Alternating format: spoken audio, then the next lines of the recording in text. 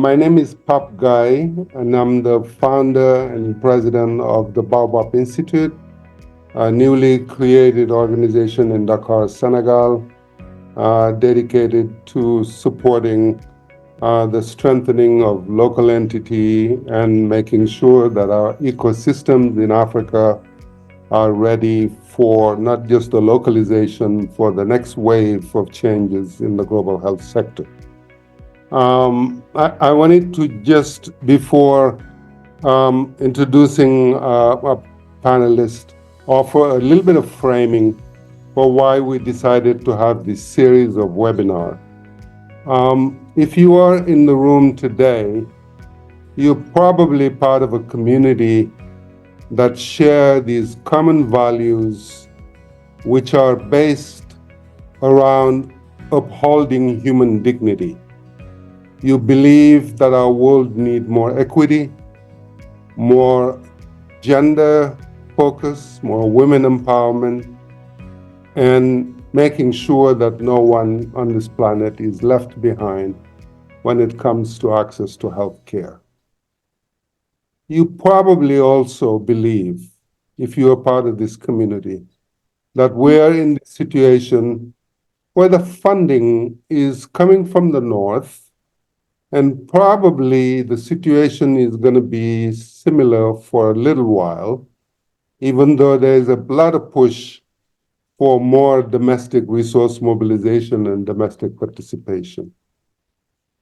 If you're in this room, you also believe that it's possible for us to build, transform, or change our leadership, which will, especially, I want to emphasize political leadership, which is so needed for us to move our agenda.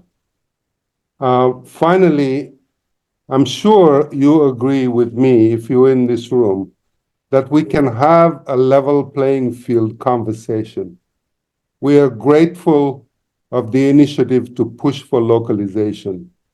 We are grateful for the effort to recognize that enough capacity or more capacity has been built in the field, and that we can always focus on making sure that things are done the right way, the right decisions are made, right solutions are found.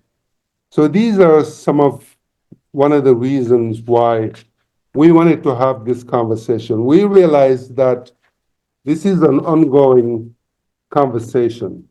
USAID has been in the lead, of course, of promoting a form of localization. We are aware of the Shift the Power movement, which last December had a big summit in Bogota, Colombia. We are aware of the Time Initiative, which is transforming INGO model for equity, which is an effort by about 20 SRHR INGOs supported by the Hewlett Foundation, which is aiming to be proactive about putting some solutions out there in terms of localization. The series we are starting today want to be a value add, but it is also aiming at building on what we have accomplished or what other groups are accomplishing. This is certainly an important conversation that needs to continue on. So today, what we're proposing with you to kick off this series on localization, or whatever you want to call it, is Peter, Piot, and I are going to start a little chat on the subject, basically trying to make the point about both its complexity, but also the need to be really holistic when we talk about this. It's not just, people are receiving aid and we need to change the way. It's a little bit more complex than that. That'll be about 20 minutes. Then we have two eminent leaders who are going to add to the conversation. I will not spend a lot of time in introduction because our time is very limited. But Magda Roblo Correa Silva is the president of the Institute for Global Health and Development in Guinea-Bissau, very similar to the Baobab Institute for Health and Development. She's an infectious disease and public health physician who is championing equitable access to quality health care.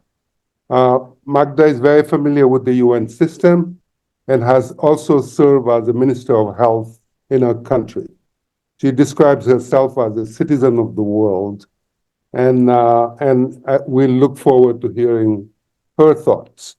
Then Professor Camarogo, who's a lead health sector specialist with the World Bank, and who has headed the Health in Africa initiative, which is a private sector in health program of the World Bank.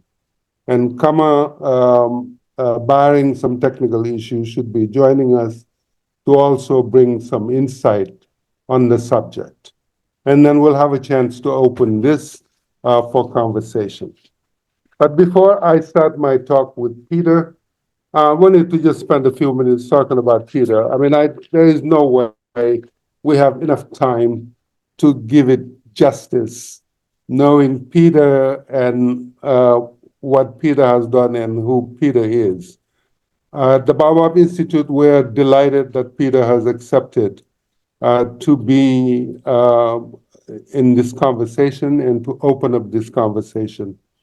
Peter is a professor of global health and the former director of London School of Hygiene and Tropical Medicine. Right now, he's a special advisor and president of the European Commission and the EU Chief Scientist Advisor on European and global health security. He's also a professor at the Rega Institute, AU Leuven, the University of Antwerp, the National University of Singapore. As I said, it would take us a whole day to really go through Peter's curriculum here. Suffice it to say that Peter is an individual that has dedicated his entire professional and partly personal life to our continent. There's hardly any health leader today that was not touched by Peter. So we are delighted that he's accepted to have this conversation. Peter, I want to welcome you. And I am so grateful to engage with you for the next few minutes. So, you again, Pape. So it was important to us, by the way, to remain in the global stage, because what we're trying to do is not be confrontational or adversarial. We want to respect the fact that the progress that we have made in global health, we have made as a community, right? And you have played a key role in straddling between these two. So, as an opener, can you just comment maybe on terminology? Because I know that the term localization rub a lot of people the wrong way. People generally don't like it, or there's something about it. But let's just take that out of the way, and let's get your thoughts on that, the discussion. I know that people are trying to call it different. What thought do you have on about that, about the term localization? Thanks, Pape, and I'm very honored to be invited to this webinar, and I'll definitely follow all the others. Yeah, I'm one of those who don't like that term, to be honest. But I don't have an alternative at the moment. English is only my third language, so someone will come up with something. But it's about, for me, at the end of the day, it's about the need to shift the agenda, and it's about who sets the agenda, who's in the driving seat, who designs. Localization to me is just like, okay, let the locals implement and if possible pay for it. That's not what it's all about. And the reality, of course, is, as you say, Pape, that for many issues, money is coming from abroad, from international donors. On the other hand, when we're just thinking of health, the overwhelming majority of resources, of money for health, it comes from local resources.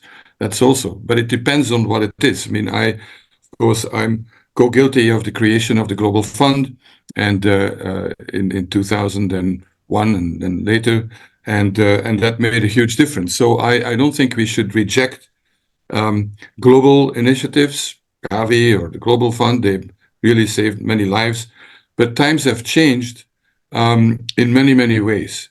But what disturbs me is that localization is often used as now a way of now let the locals pay, and because a vote in the US Congress is imminent and may not be as we had hoped, and it's clear that the golden age of global health funding is coming to an end, or is not like it used to be. So we need to see how to do it. But I think it's not just about the money.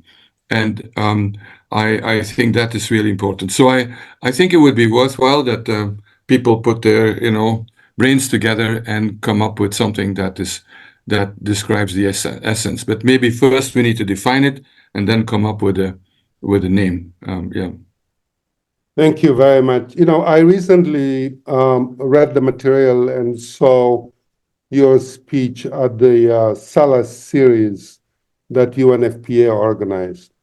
And in those remarks, you made the point that it is time to shift to Global Health 2.0. And to me, it is important that the African continent, Africa, and that the conversation about localization be grounded in this global movement, and that Africa is not left behind with all these important changes.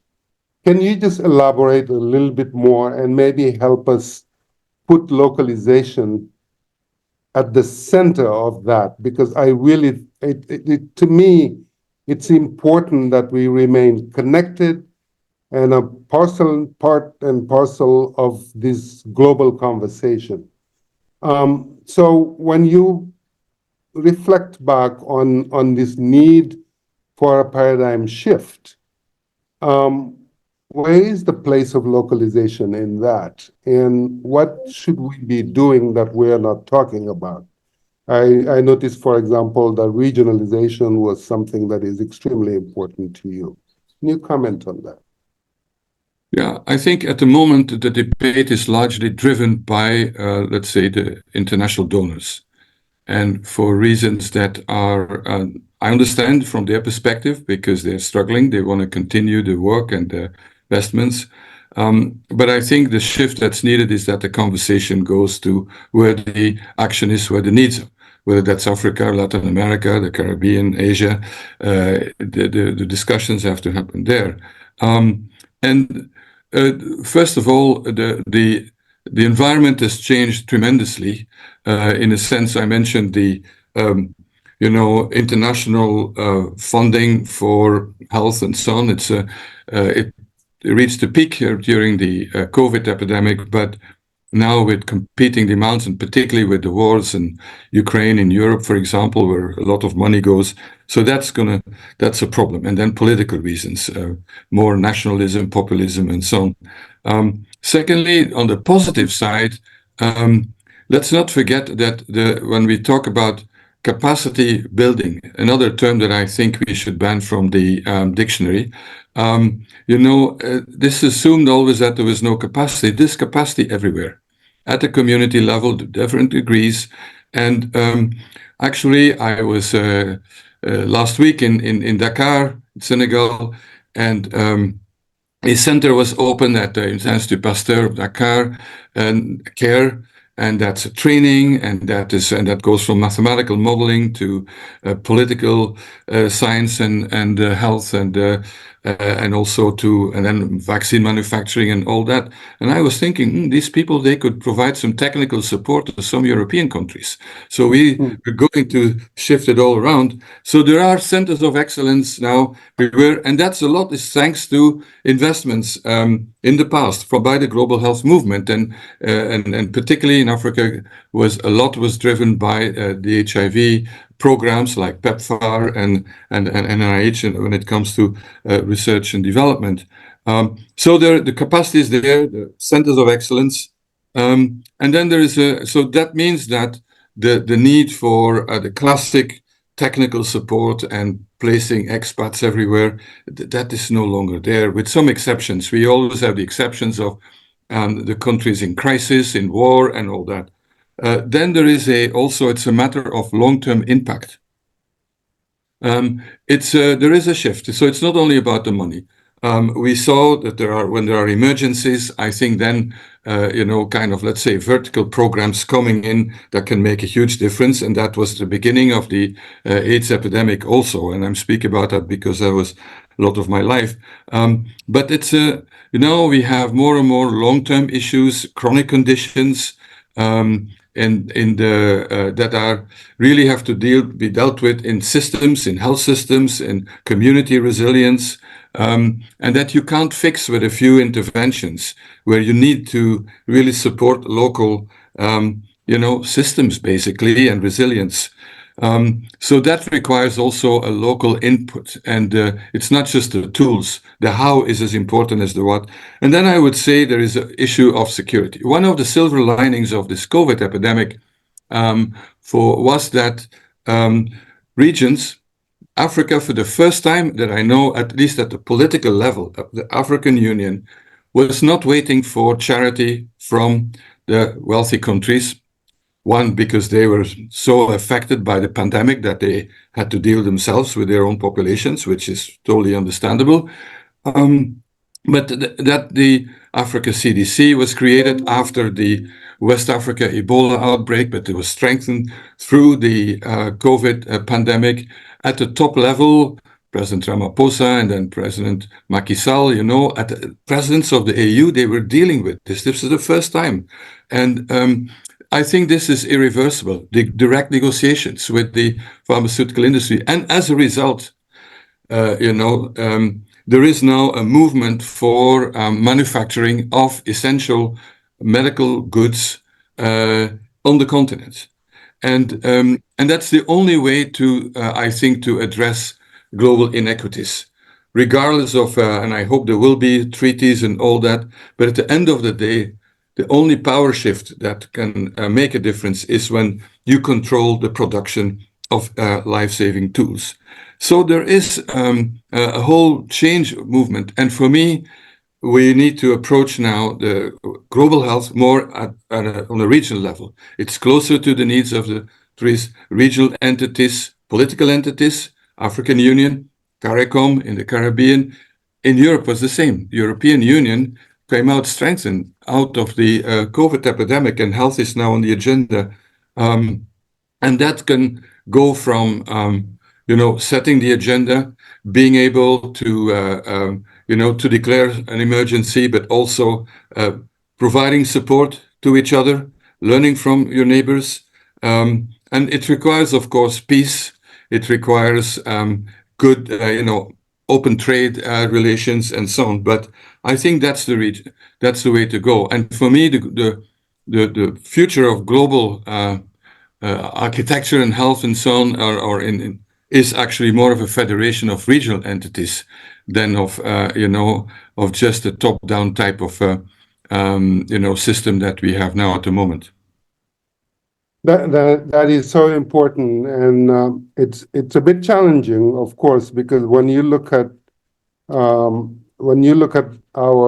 field, and when you look at the global development landscape, it is characterized by bilateral aid. The aid is bilateral in the way it is structured. It's usually countries helping countries. So I think you're right that I think we should have a little bit more emphasis on leveraging global opportunity or regional opportunities. And I think that would be extremely important. Let me tackle one more subject before we move on to Magda and others. Is the role of digital communication and artificial intelligence, because it is clear that this is going to have such an impact on not just health, but development in general. But what should we be doing? And so what should we be thinking about, given this new reality? So any Yeah. No, advice that's a on really important element, and it's one of the main changes, one of the main waves of this century. But before that, I should say that when we think about resetting and the Global Health 2.0, we should also, I'm not naive, I mean, where the money comes from, that will be, the power is. But what can change is that that the agenda is set where the action is, that headquarters of multilaterals move their staff to where the action is as well, and that there is mutual accountability. Now the accountability goes into one direction. I give you money and you tell me what you've done with it. No, it should go into both directions. So that is really important. Now, one of the, there are three irreversible trends at the moment, I think, in the world. One is climate change, which will affect Africa in a disproportionate way, even if Africa contributed about the least to climate change. Two is a demographic shift. Even if particularly West Africa, Sahel, and Central Africa, there's still kind of a demographic explosion. Other parts see already very rapid extension of life, so life expectancy is going up, people are getting older, and we are not prepared for that, and the rest of the world either. And that will mean also more chronic conditions and obesity and so on. And then thirdly is this digital transformation with AI. I think that it's a huge opportunity. And again, I was last time, the time before, I was in Dakar at the Grand Challenges that is hosted by the Gates Foundation. There were plenty of young people, young Africans, who came up with all kinds of ideas and projects, and they had set up some small companies and entrepreneurs using digital health and artificial intelligence, or as Mustafa Sisse says, machine intelligence, that can really, how to say, play a role in making health more accessible. One of the big issues, of course, is lack of human resources in health. Well, one of the things that this artificial intelligence can do is to eliminate the middlemen. And the mobile phone is everywhere in Africa. It's not always smartphones, that's for sure. So what I think is needed now is that solutions and applications that are grounded in data from Africa, that are addressing the questions from Africa, and that they're being developed there, because what works in a white population in the US may not necessarily be automatically replicable if you go to whatever Africa, and it has to be a bit, maybe even on a sub-regional basis, who knows. But so there is a need for supporting that, and then I think we'll see an explosion. I'm optimistic. I think that we will see, I take the parallel with the mobile phone you see everywhere. And we were thinking and trying for years to install landlines. The landlines are still not there, but the mobile phone is there. And I think with digital applications, we can see really a transformation. And it goes from better data to manage systems. Also, more and more countries, slowly, but are introducing like social security, health insurance. That requires also strong data. But then even very practical applications that people can manage their health and with the help of individuals with limited training, and the informal sector will play a big role there as well. So I think that's a golden opportunity. However, it will only have an impact on people's lives if it's based on data from Africa. Because this, it's not that this is artificial intelligence. It's intelligence that comes from the data from real life, and they're as good as the data they're based on.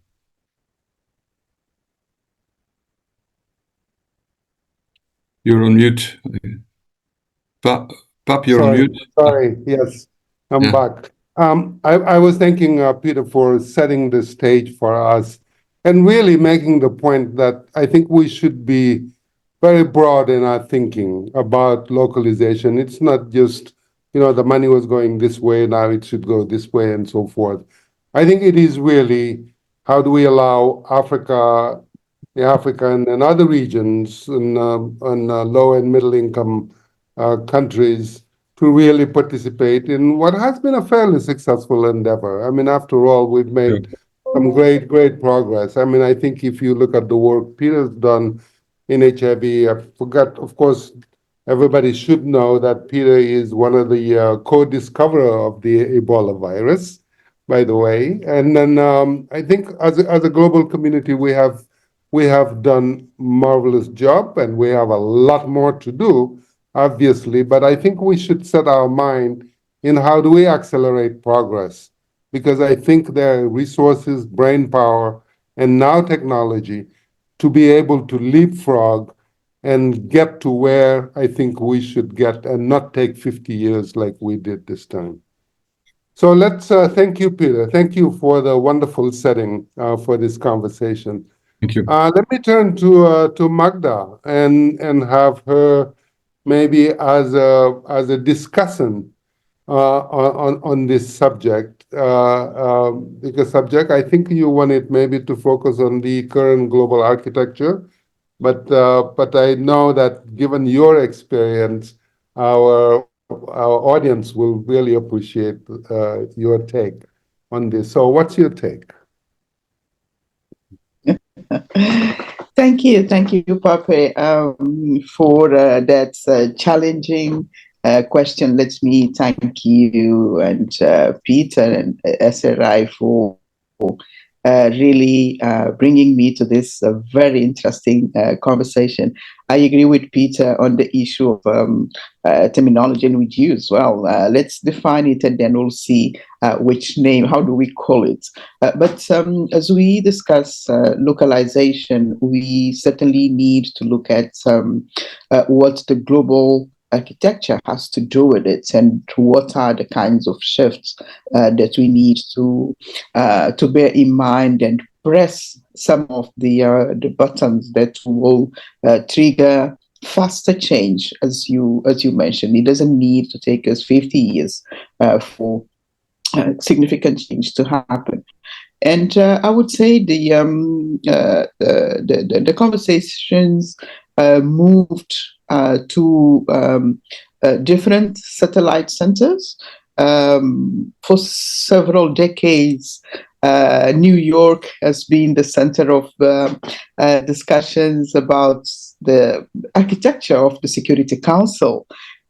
We didn't talk much about how do we reframe global health architecture, but today, at the center of conversations in Dakar, Accra, in Nairobi, in Addis Ababa, it's about how do we reshape the architecture of global health in address the challenges that we are facing.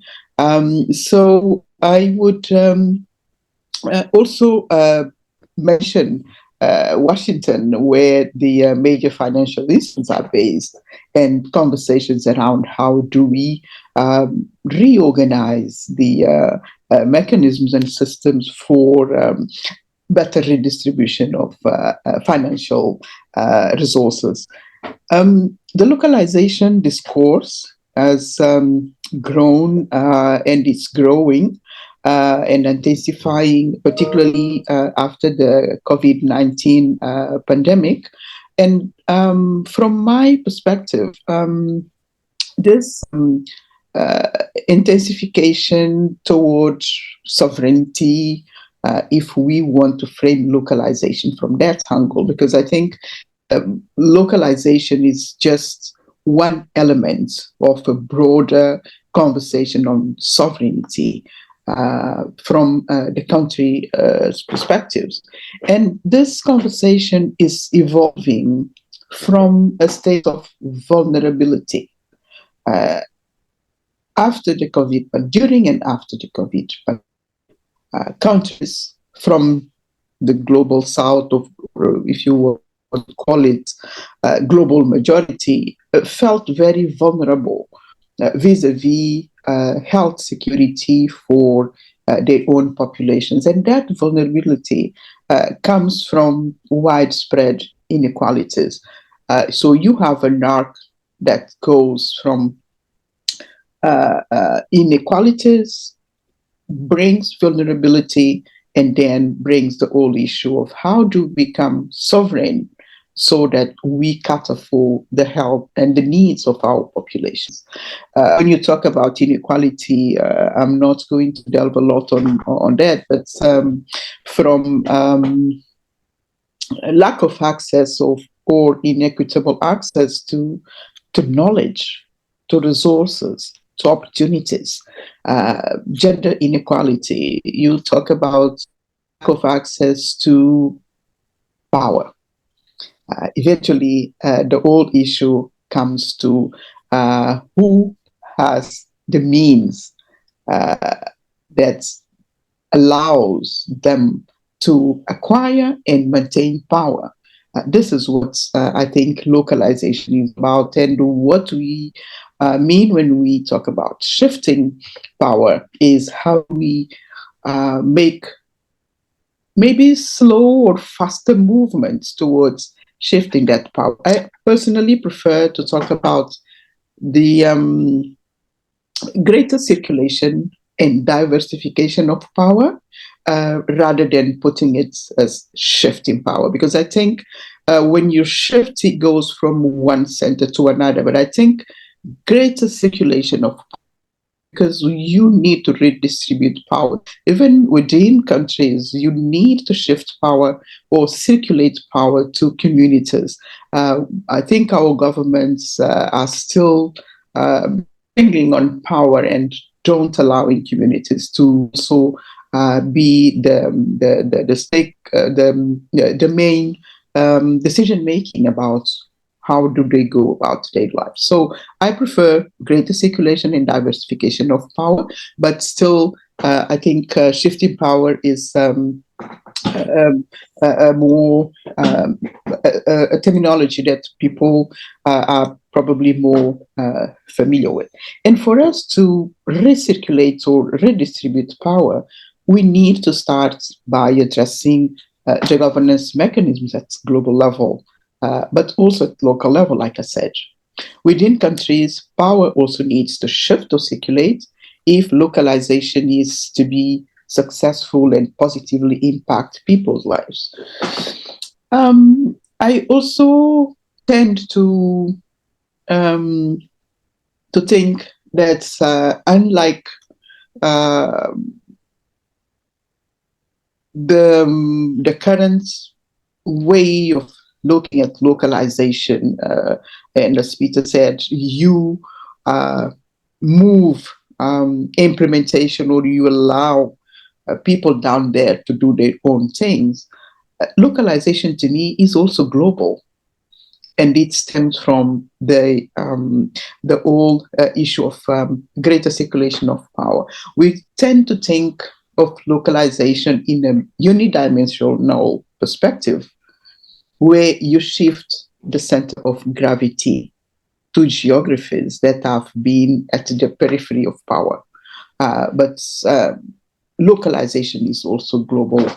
The shift of power, or greater circulation of power, is very much dependent on the power dynamics between the shareholders, which include the current the people who currently hold the power. So the people who hold the power are. So localization has to be global as well in order for it to to realize its objectives and achieve impact. For example, if we consider the local production of health goods, vaccines, etc., it is important to question ourselves on who actually controls the agenda of local production. It sounds exciting that we are regionalizing, we are localizing. Who's controlling that process? So I think that helps us in defining what localization means. How would the free trade system that has guided and continue to guide globalization, and is a mantra of the current global architecture, how would it respond to local production? Issues of technology transfer, management of intellectual property, skills, supply chains, infrastructure are still very much difficult issues to deal with. If you think of commercial goods or public goods, sovereignty will mean that each country or each political regional entity is able to set the conditions and the terms of trade with the rest of the world. And as we know, these are difficult conversations that also need to take place in order for localization to be realized within the global health system. So this is a critical dimension of localization, which is being framed, is being negotiated in different rooms, in different places, but needs to be done and negotiated in a more coherent and more holistic manner. And I'll come to this when I conclude, because we have many different moving parties and interested stakeholders. Probably we are focusing on the short-term goal of serving the African continent's markets and on a balanced, progressive form of sovereignty, which also means different things for different people, depending on where you are and where you are coming from. If you are from Guinea-Bissau, or it's very different from if you are from South Africa, and how does these negotiations at the global level frame the conversations within the continent so that each one of the shareholders or the stakeholders find their own interest being protected and served in the bigger frame of localization. If I talk quickly about gender, looking at the gender dimensions of inequality, we are essentially looking at how do we redistribute power between men and women? How redistribute opportunities so that women are not constantly, perpetually left behind? Who controls the ability of that redistribution? And what's the interest of that group in redistributing power and opportunities for women? What kind of incentives are there for people to have appetite to redistribute power and shift it to other groups? So I think as these interrogations continue, there is also progress being made. Decision-making and governance processes of boards of global health initiatives and institutions are central part of this conversation about shifting power, circulating power, or introducing power balance, no matter how we want to frame it. But distribution of power and its dynamics at global level is going on. There is not as fast a pace of progress as we would have loved to see. But if, for example, I bring here the future of global health process, which has just concluded and gave birth to the Lusaka Agenda, which was launched last December. The Lusaka Agenda is looking at key shifts for the evolution of the global health financing ecosystem. The key shifts around increasing emphasis on primary health care, placing focus on sustainability and domestically funded resilient health systems and public health functions. It is also looking at achieving equity in health outcomes, greater strategic and operational coherence across the system, and coordinated approaches to producing health technology and developing regional manufacturing to address market failures and policy failures that have characterized the past few years, but particularly the COVID-19 pandemic. And the future of global health initiatives, the Lusaka agenda, as one of the near-term priorities, to address the power imbalance through governance mechanisms at global health institutions and initiatives. And Africa is asking for redistribution and circulation of power at the boards of these initiatives, so that the decision-making could be more balanced, and the priorities and interests of the global majority could be better addressed. And country ownership is one of the key elements of the Lusaka agenda.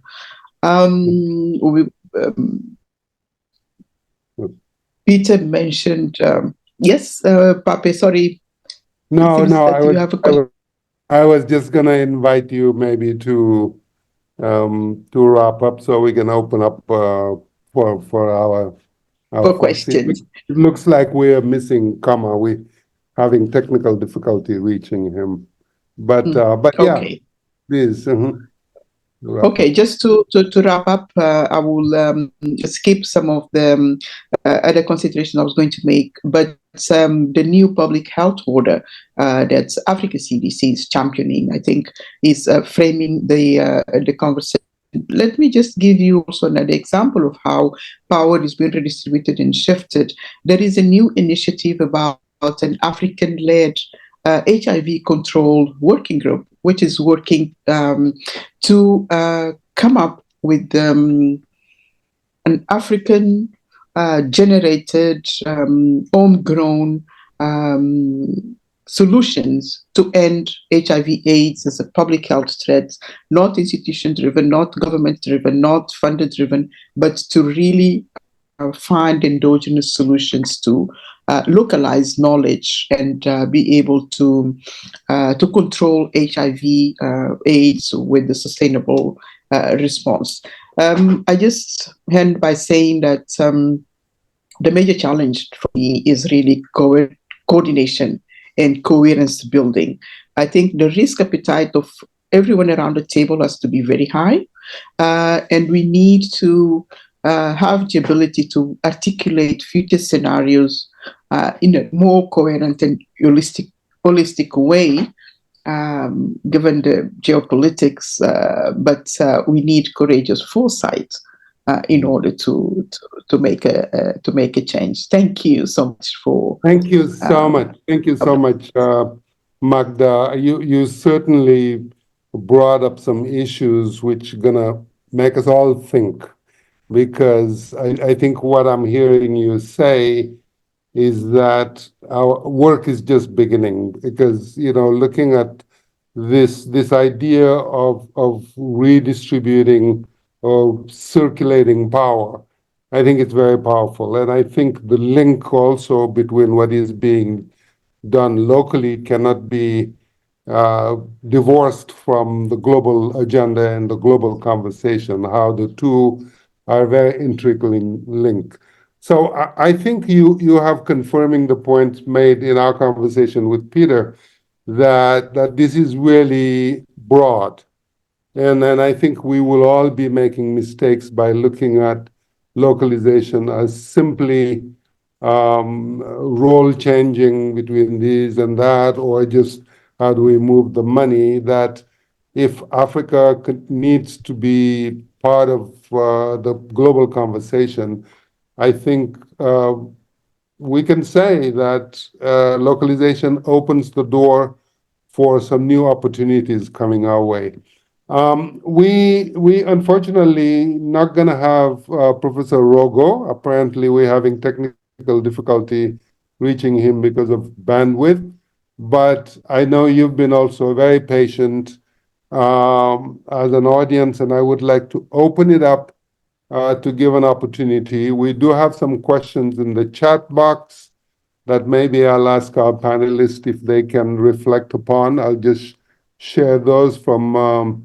There is a question about digital transformation agenda and what lesson and advice would you share for those of us wanting to ensure equitable participation? Okay, what should we do to make sure that Africa continues to actively participate in that agenda of digital transformation? So that's one question that I'll invite you to think about. There is another comment here that in my perspective, the idea of localization is a great initiative and it empowers the community at the ground level and it increases sustainability and resilience. But before deep dive, extensive capacity building, training, and local actors is much needed, especially in respect to accountability issues. Yeah, and then there was one comment about African vaccine manufacturing. Anyway, I invite you to, I think everybody has access to the chat box. There's a few comments on that. Peter, Magda, do you want to take any? Peter, do you have any reaction on Magda's comments also? No, I agree with everything that Magda said. But also what I liked is also I took a lot of notes, but this kind of circulation and redistribution of power, that is, I think, is a much better approach. That's what we need to go to in the world. Otherwise, we may go from one evil to another.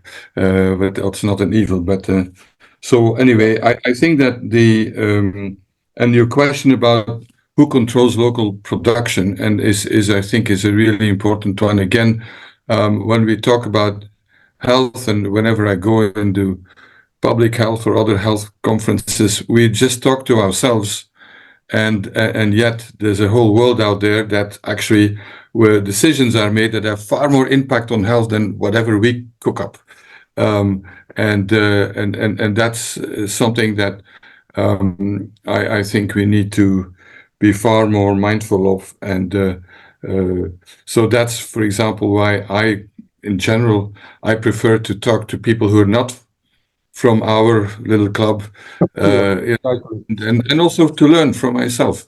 So I think, Magda, this was really brilliant, and I think on the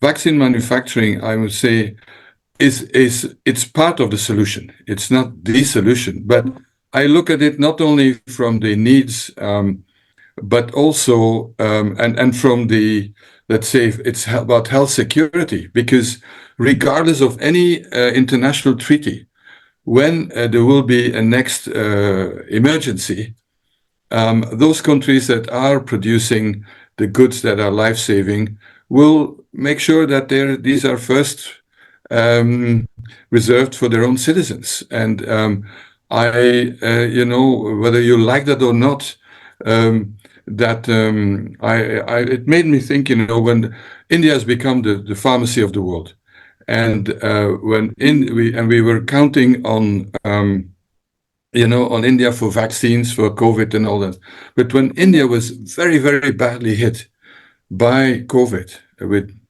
lack of oxygen and people were dying and so on, Prime Minister Modi took the decision to keep the vaccines for Indians. And first I was upset, but then after less than an hour, I said, I always try to think, what would I do? What would I have done? I would have done the same thing. I'm Prime Minister in India is elected by Indians and not by anybody else. So that's why this manufacturing is so important. But it's not just about emergencies. It's also developing an industry that is essential for the future. Biotechnology, just like digital, transformation and so on, is part of the future, the economic future, providing jobs. There's so many people who are being trained, but they don't find a job locally, and that will generate a whole dynamic that is at least as important, not just for health, but for resilience in society, jobs for young people, etc. So that's why, for me, the train is out of the station. Will be plenty of problems, and there will be failures.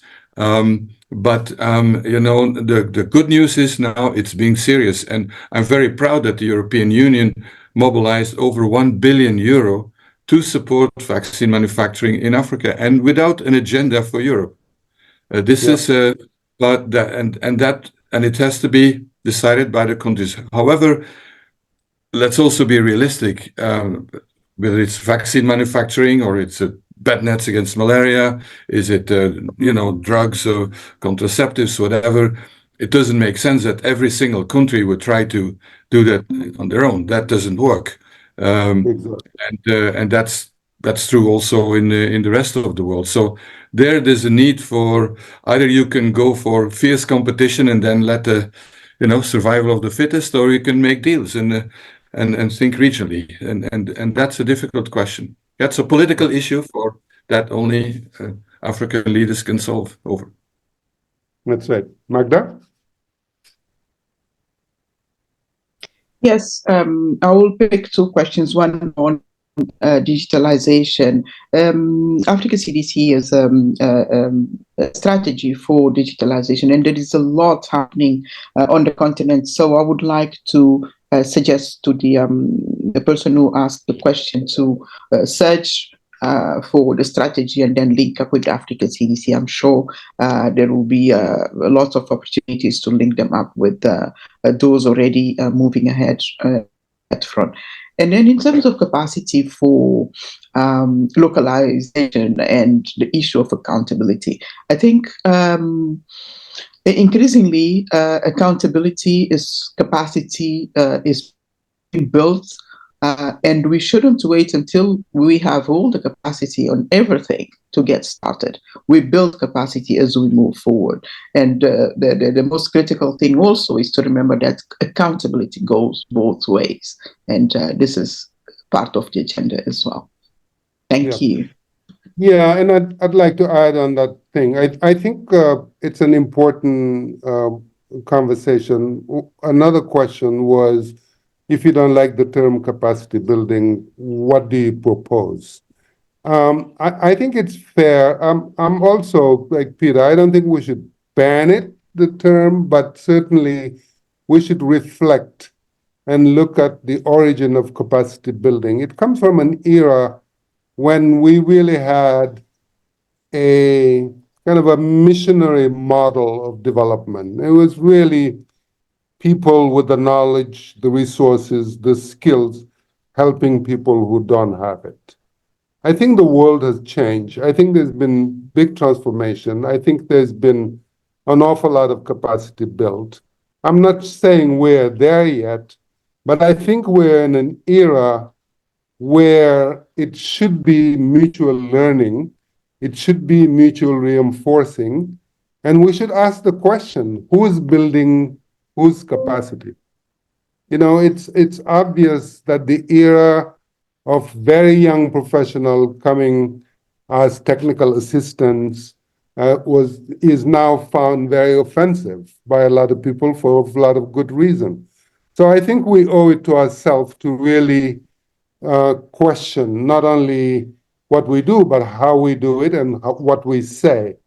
But I can see why the term is bothersome, because it assumes that you've got the capacity and people that you're helping don't have it. So I really think we need to revisit that and find a way to talk about how do we develop what is needed to move on. What else do we have there? Many questions are coming in the chat box. Maybe we'll be able to just address one. Maybe I will just our panelists to take 1 minute and give us their final word as we again revisit the rationale behind this work, which is we want to reframe the conversation. I think there's about a name. I think Magda offers some very powerful things to take home. I think this idea of recirculating or redistributing, or it's about power in the end, but it's at all level. It's from the global to the regional, from regional to the countries. It's within the countries. It's to our community, to the communities that we want to serve. And as human being, we know how dear it is to us. It is one of the things that motivate us, is to know that we've got that power and we've got that control over things. So I think you inviting us to really go into new territory where I think this is going to be very helpful to us. So offer us a few words of kind of a parting shots. What would you say to this audience around this conversation as we wrap up? Maybe starting with Peter. Maybe I can go first and then Peter will close. Yes, okay. Okay.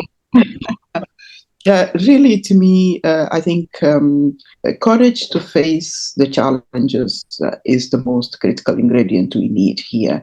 The fear of changing shouldn't become paralysis, and we really need to have the courage to have difficult conversations, acknowledge that there is tension, but tensions can be managed. They will be managed in the interest of moving forward. So that's my take for all sides, donors, implementers, countries, everyone. Thank you so much. Thank you. Peter? Yeah, thanks. I've been trying to read the comments. They're fantastic. And to me, that says that this is an issue that requires some further debate, discussions, also sharing of experiences, learning from what works, what doesn't work, and in which context. And I hope that either this seminar or in other fora that we have that discussion, and that is driven by by the people in countries where the action is. So that's, for me, that's beyond my expectations, to be honest. So that's great news. And that it means also that the question will then be how to translate it into boards. I see a question from Carol Prezern, for example, about membership of boards at international. I mean, these are all questions. So we can talk about the principles, about the approach, but the how is as important as the what, and then how to make sure that that's translated in the global instances. In the first place, I would start with multinationals. The bilateral relationships are always it's a different nature. But I think the multilateral ones, that's where I would go for, and start also in the region. Now that there is a movement in Africa, in ASEAN, and so on, to deal with global health, that one doesn't make the same mistakes that we had before. That this has to be forward-looking, and I'm very hopeful that that this conversation will lead to something positive. But it can't wait for another 5 years. It has to happen now. Absolutely. Well, thank you so much. And then, as a way of follow-up, I think we've now have our contact. We're going to reach out. This is meant to be an opening series, so we're gonna be in touch with you to let you know about follow-on activities. But I wanted to thank everybody. I wanted to thank you for tuning in. And I wanted to thank Magda and Peter and Kama, even though he couldn't join us, for really giving us a wonderful frame. I think this is the frame that we needed. I think this global conversation is extremely important. So I want to thank you from the bottom of my heart. Please follow us. Keep following us on our website at Baobab Institute. and at SRI, and we'll keep the conversation going. Thank you so much. We're right at the top of the hour. So thank you, colleagues. Bye-bye. Thank you. Thank you so much, Thank you. Peter. Okay, Thank you. Bye. Thank you. All Thank right. you.